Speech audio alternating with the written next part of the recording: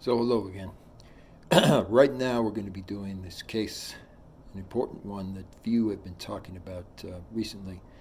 It's called the mysterious murder case of Elizabeth Olten. And there'll be one that will follow up shortly after that. I wanted to cover this case because not many have really discussed this, and it's pretty important overall. So, thank you once again. Make sure to spread the word. Elizabeth Olten, a 9-year-old girl, is murdered by her teenage neighbor more than 10 years ago, Alyssa Bustamante, in St. Martin, Missouri. On the evening of October 21st, 2009, Patty Price was about to cook dinner for her family when she heard a knock at the door. It was 6-year-old Emma, who lived a few houses down.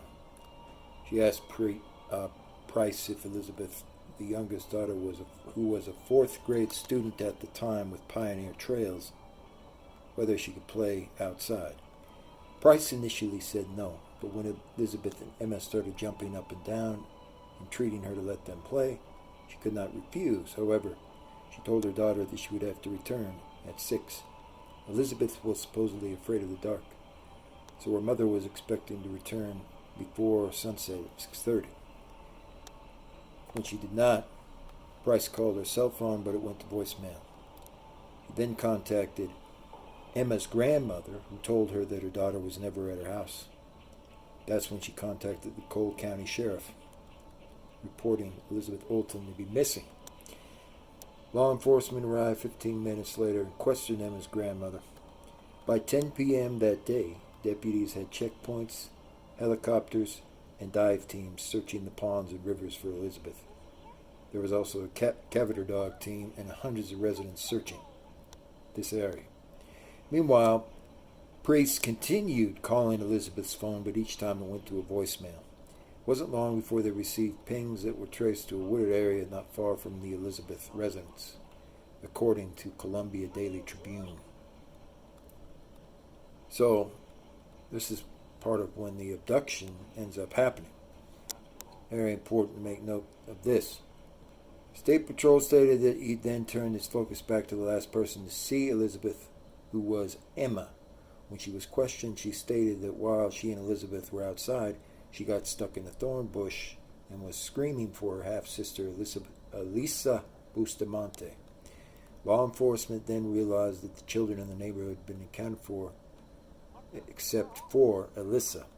According to KOMU, the Cole County Sheriff Department received a written note that suggested Alyssa may have had something to do with Elizabeth Olten's untimely disappearance. There was overwhelming evidence that she committed the crime. So on October 23rd, 2009, detectives picked up Alyssa and brought her to the police station. She admitted that she skipped school. She was aware law enforcement couldn't find her, but stated she knew nothing about anything that was going on. During the interview, investigators were informed the rescue team had found what looked to be a makeshift grave in the woods behind Alyssa's home. Detectives took Alyssa to the scene, and then they dug the hole, is what she said.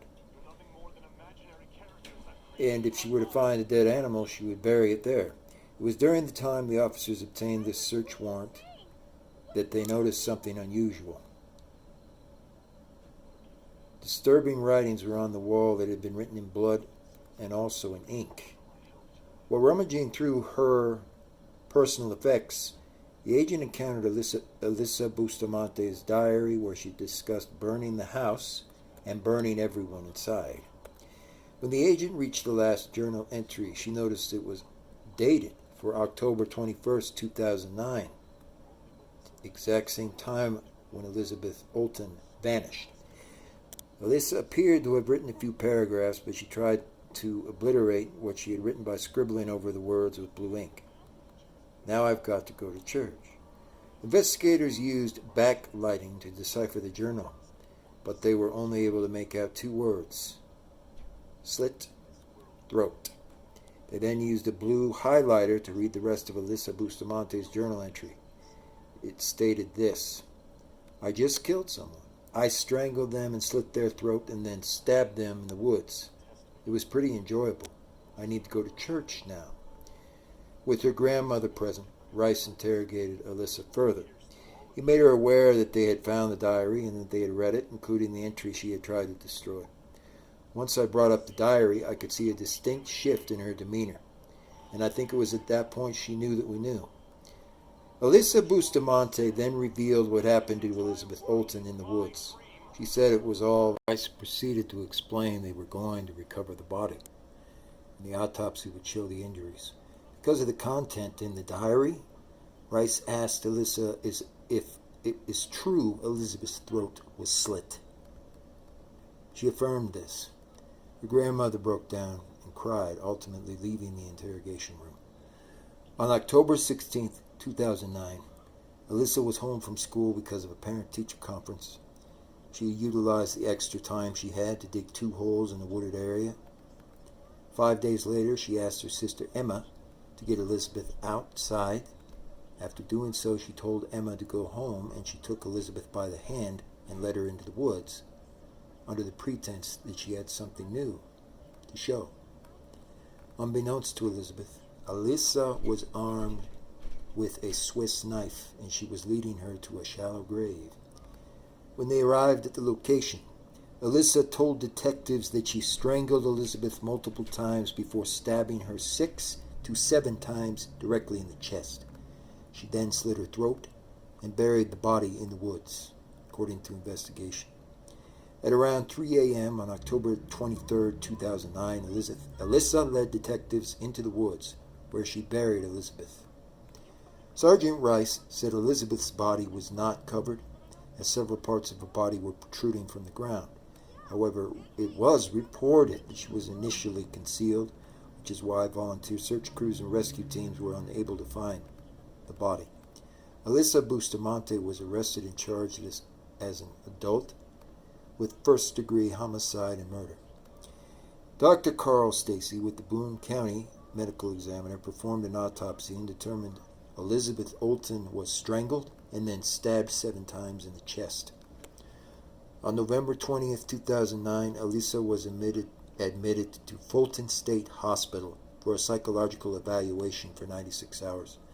After a public defender, John King, told the judge she was demonstrating severe depression signs and sociopath disorder. She tried to cut herself. 2 years and 4 months after the killing of Elizabeth Olten, a trial date is set, but there was a setback. The defense team filed a motion to suppress Alyssa Bustamante's confession from the trial.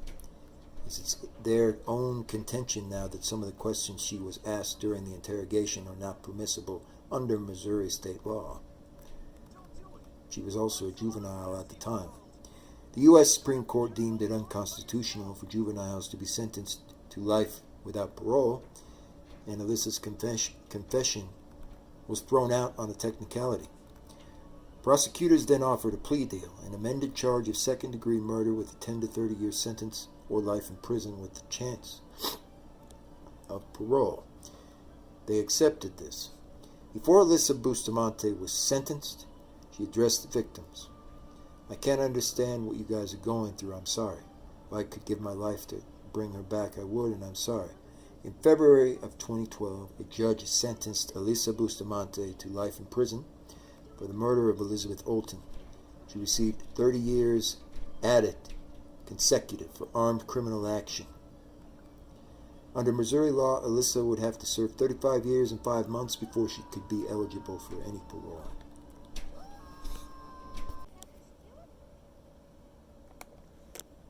So this is an important case to be able to dissect and kind of pull apart, because it shows the psychology of someone who simply enjoys killing for the thrill of it, which is an interesting connotation. February 8th of 2012, a teenager who slit her young neighbor's throat and called it enjoyable may have the opportunity to one day walk free. Alyssa Bustamante was sentenced to life in prison with the possibility of parole in a Missouri courtroom. The teen expressed remorse for brutally killing her neighbor. I know words can never be enough, and they can never adequately describe how horribly I feel for all of this. Now, what's interesting is there was a opportunity in a court hearing that came after this to set Alyssa Bustamante free. And her remarks on this was, what happened and why? I wanted to know what it felt like to kill someone. And thankfully, this court hearing did not end with her being allowed to go free. Because, this is one of those few instances where we have a juvenile offender, juvenile case that just is not possible to rehabilitate at all. This is somebody who enjoyed killing for sheerly the thrill of it. And there wasn't really any other suspects involved in this case, folks, but this is a very important case to cover because in this particular case, the Alyssa Bustamante case, her mother, for certain, and her uncle and her aunt and so on should absolutely also be held accountable in some way for raising her into doing the types of things that she ended up doing, because they did not raise Miss Bustamante well. She was extremely damaged. She had a lot of problems in her development stages of life. She went to at least 2 or 3 different group homes. So, there is definitely enough evidence to say this case needs to be reviewed, and they need to charge at least one of the parents for the same kind of criminal conduct that Bustamante is guilty of. No question. But she's severely psychologically damaged. Says they testified she suffers from depression and dissociative disorder and displays symptoms of borderline disorder, which is characterized by feelings of emptiness, irritability, inappropriate displays of anger, and poor impulse control. That's the most important one. Though the details of Alyssa's mental state were quite disturbing, she had previous suicide attempts. This was while she was living with her. Alyssa Bustamante revealed what happened to Elizabeth Olten that week. She said it was an accident, claiming. So she had already been seen and cited when she was staying with her aunt and uncle, and especially with her estranged mother. She had been cited for doing different things, that the family member she was living with would encourage her to do or outright ignore. Which is why I'm saying these are insidious concepts that need to be reviewed again. No question about anything of that. They need to be re-reviewed in court to determine what type of behavior her parents were engaged in around her, and determine, who else really needs to be held accountable for these horrific actions. Because it's not just, it in no way is just limited to Alyssa in this particular case. The details of Alyssa's mental stability were disturbing. She had prior suicide attempts around her uncle and aunt. So when she was living with them, she was estranged from certain family members. She had done these exact type of activities back then. She had self-inflicted cigarette burn marks. The most disturbing and damning evidence presented was a journal entry written by Alyssa after the murder. She stated that I strangled them and slit their throat and then stabbed them so that they are dead. I do not know how to feel at the moment. It was amazing, the sensations. As soon as you get over the, oh my God, I can't do this, it is enjoyable for me. I'm nervous and shaky though right now. I got to go back to church. After days of emotional testimony in court, Alyssa broke down and cried for the first time. Alyssa, who had been staring at the floor for the entire prosecution, broke down when her grandparents got upset and stormed out of the court.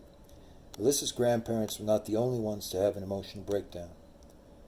After the judge announced that they would hand down a sentence, the grandmother of the victim yelled, "I think Alyssa should be out of jail." So again, I'm sorry that there are some that disagree, but this is absolutely the correct course of action. Because there was severe psychological trauma, because there were severe instances of crimes actually occurring in the household where she was staying, they do need to re-review this case. No question about it. At some point, hopefully in the near future too, to be able to determine what type of culpability the parents, including the aunt or the uncle as well, would have for how Alyssa Bustamante turned out. And it's just a tragic case, because certainly one of them, at least the estranged aunt or the mother, would be equally an accomplice in this type of a murder due to the horrible, horrible upbringing that they brought about in Alyssa's life, unfortunately. And she is damaged beyond any kind of repair, so it's not like that she could be rehabilitated. It is the correct decision that she is, continually incarcerated, but it is also a tragedy in itself of what occurred, and the length that they went with this. And so I just wanted to emphasize, folks, we need to get this case and similar cases out there far and wide, because, they need to re-review these cases. They need to look at the parents. They need to look at other people involved. No question. And they need to take the appropriate actions. I don't think that it's any coincidence that Elizabeth Olten would likely still be alive today if some of the parents or some of the caretakers that were there were truly looking out for Alyssa and Alyssa's mental health overall. So I thank you once again. Like, subscribe, spread the word. But let's get these very important cases, back in the news. Thank you.